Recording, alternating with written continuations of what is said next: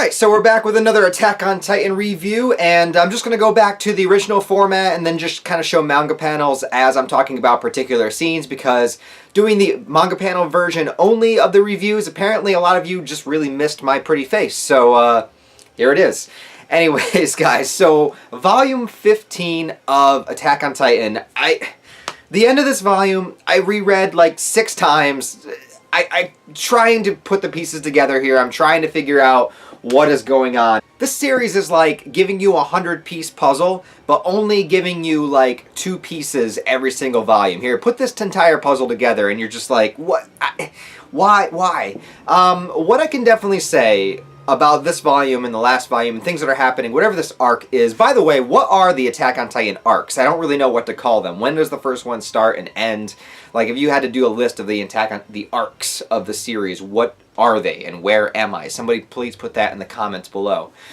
But what I can definitely say is about whatever this arc is, I think I am really digging this a lot more than anything that came prior. And the funny thing about that is there is a lot less action happening now, and there is a lot more kind of like covert government conspiracy, all of these kind of things, and I think I just gravitate naturally to that a lot more. When I began the series, I was talking about, you know, the mysticism of the Titans, how they're kind of these, you know, mythological, larger-than-life creatures or whatnot, but now that we know that Titans are humans and it has to do with some sort of, you know, genetic whatever is going on, I think that the intrigue of the Titans for me has lessened, and more so is the intrigue of the whole conspiracy idea behind the Titans. And I think that's the purpose of the series. I think that's where we're heading, and I think that's what we're experiencing right now with Volume 15 and whatever this arc is.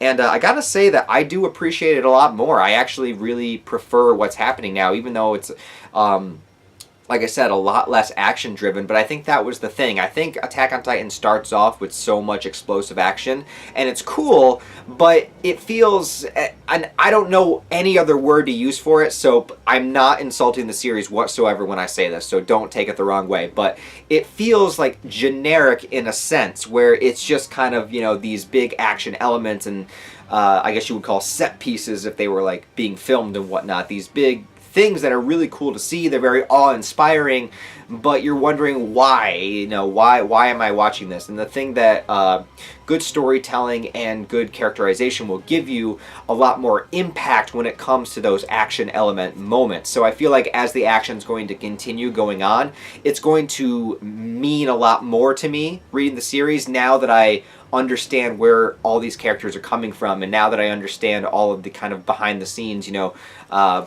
intrigue that's happening here. So I definitely think that the series starting being very action heavy is good to get a lot of people on board, but then when it gets into this storyline that I'm dealing with now, I think this is what locks people in, and I think this is what makes people really truly appreciate this series, because it's definitely working for me. Now, having said all that, trying to put the pieces together of what's going on in this volume is just mind-blowing. So let's just let's start with a couple of key things that happen here before I get into the ending of what happened in this volume. So I think some of the main things that happen is, one, Armin was forced to kill somebody for the first time, and Armin hasn't really done much besides like the very beginning of the series, so it was kind of good to see a little bit more characterization from him, and this kind of characterization makes sense that he would have to be forced to pull the trigger on somebody.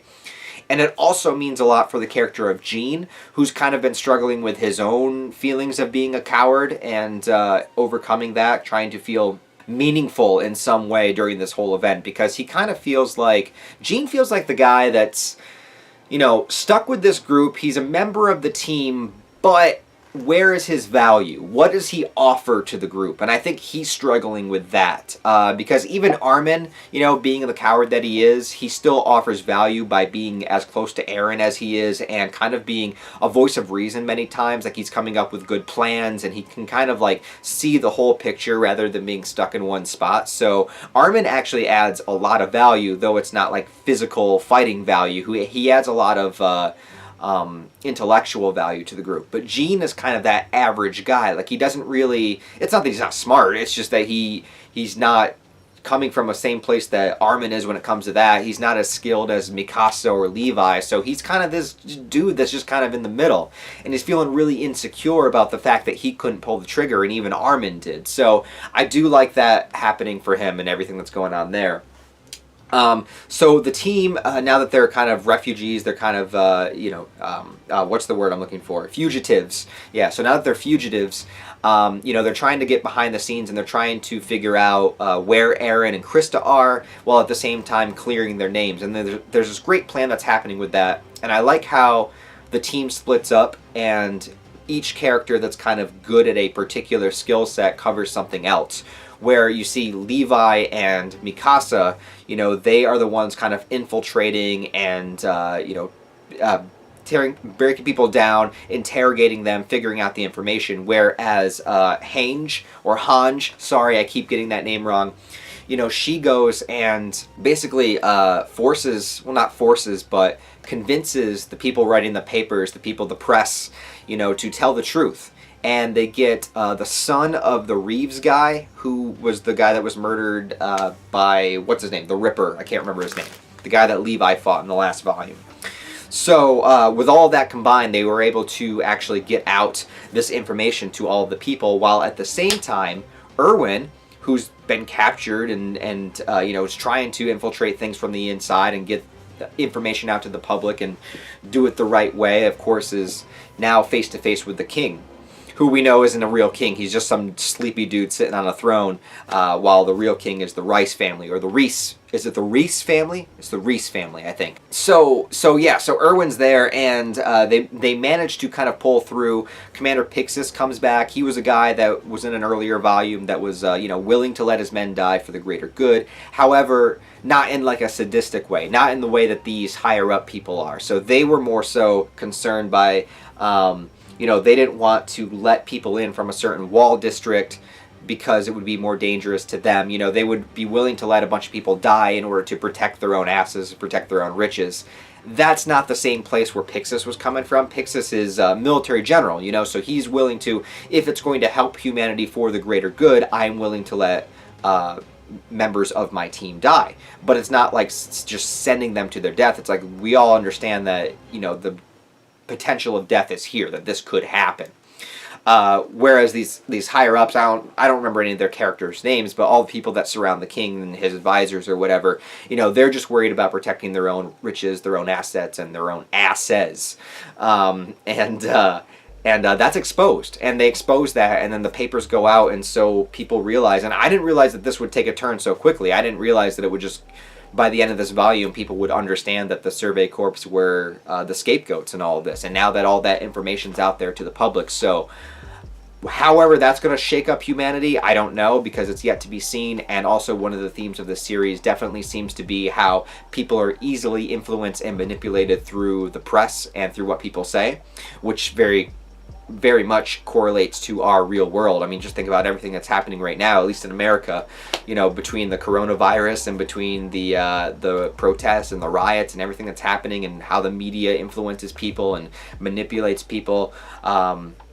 It's very scary and it's very realistic. So, I wonder if this was part of Hajime. Yeah, Hajime Isayama. I was wondering if this was all part of his plan when he, created Attack on Titan. Did he know he was going to do this commentary on humanity and how it listens to the media and how it, blindly accepts the higher ups and is kind of like literally trapped within walls of a particular system? It's a very good allegory, and I don't know if he planned this from the beginning.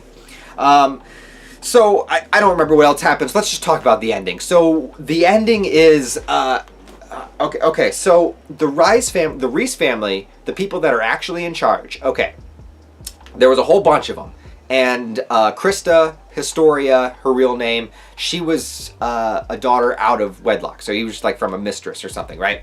But there was a whole bunch of other ones in the Reese family, and they all went to this church to pray during this wall outbreak that happened. I think the original one when Eren was a kid. I can't quite remember. I think that's the one where the church was destroyed. The church was destroyed while they were in it, and apparently they were all killed, except for Reese himself and Historia. Okay, so, and then this is before Historia's mom was killed, and that Reese decided to let Historia live, but under another alias, because apparently everyone was out to kill everybody in this Reese family, except for Reese himself, who escaped, and Historia, which is the illegitimate child. So they were the only two that survived this whatever church massacre that happened. And then we get cut to Eren, who we finally get to see in this volume, who's chained up freaking King Kong style, about ready to be brought for a sacrifice by some probably giant titan, again like King Kong. And he doesn't know what the hell's going on, and apparently he's been there before. And before he woke up, Historia was told everything that was going on. Of course, we don't get to know as the audience. But Eren has these flashes of these things that have happened, and apparently Eren has been here before and had his memory wiped. Now, before, when we knew that we had a flashback where Eren's dad injected Eren with some type of serum, I was always assuming that was a serum that made him into a Titan, that gave him the genetics that allowed him to do that. But now I'm thinking that the serum might have something to do with erasing his memory. Because if older generations of humanity had their memories wiped once the walls went up, then there would have to be some kind of way to do it. And so if there was some kind of scientific, serum or something that kind of wipe people's minds, perhaps, everyone had to come get a mandatory flu vaccine, right? Also very relevant to stuff that might be coming up in our future that we should be worried about. And if this vaccine was mandatory or something, perhaps everybody got it and everybody got their mind wiped. So that's another theory that I kind of have about it. So, if Eren was always a Titan, so if Eren was perhaps, particular lineages, that's how Titans are originally formed. I don't know. I don't really know. But apparently Eren has some sort of memories of either being a Titan before or the memories of a previous Titan, which could be his father, because he sees flashes of him or from the POV of somebody grabbing, members of the Reese family, and somebody, fighting another Titan, and then, this explosion or something, the church burning down the first time, and then seeing his father's glasses on the ground while this big Titan burns in front of him, supposedly dead, and then seeing, like, body parts, assumingly, of his father. So, does this mean that Eren's father was a Titan and that Eren ate him? And then that's how Eren achieved the abilities. But then again, so Eren remembers getting injected by his father specifically. So maybe that serum takes time to work. Or maybe the serum, I don't know. Because what is the timeline? I'm trying to think of the timeline here. So Eren's a kid, and the wall was breached, and a bunch of Titans come in. That's when Eren's mom dies, yada yada. But that was after his father was already gone. So was that directly after whatever happened in this church, and perhaps the Titan breach was to come get Eren the first time? I don't know. But there's definitely a lot more that needs to be discovered here, and I'm sure that the next volume will pick up and explain a lot more. So I am just trying to figure out what the hell happened. How long has Eren actually been a Titan? What did he forget? And what did regaining those memories, what is that going to make him do or make him feel? I don't know.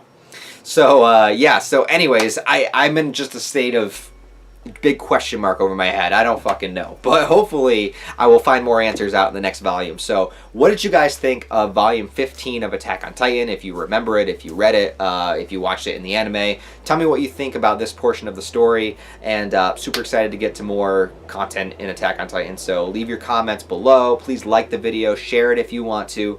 Also, I'm going to read a volume live at some point. I think that would be fun, and a lot of people have been saying volume 21 is the one to do. So I'm getting closer to it, so that might be coming up in the future also, so stay tuned for that.